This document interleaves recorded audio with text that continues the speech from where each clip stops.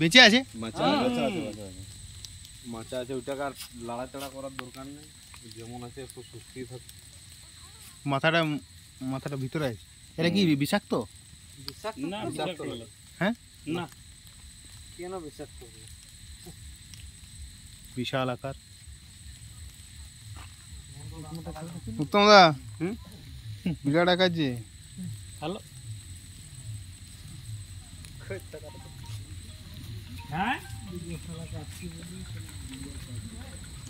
বিশাল আকারের পাইথন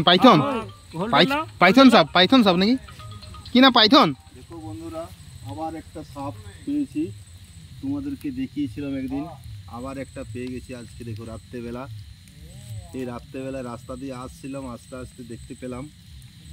এই যে দেখো বৃহৎ আকারের পাইথন সাপ। একদম কি পাইথন না, আমরা অজগর বলি, কিন্তু দেখো এই যে।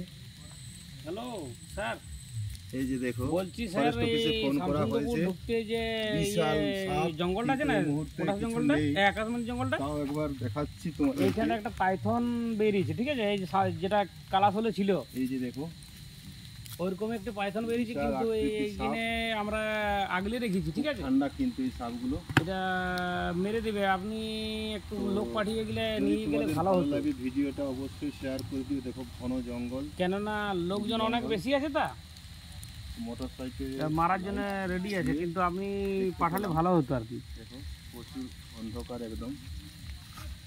হ্যাঁ খদ্দাটা পেরিয়ে একটা লাস্টে যে ঘরটা আছে, ওই ঘরটার পরে আমরা এখানে আছি।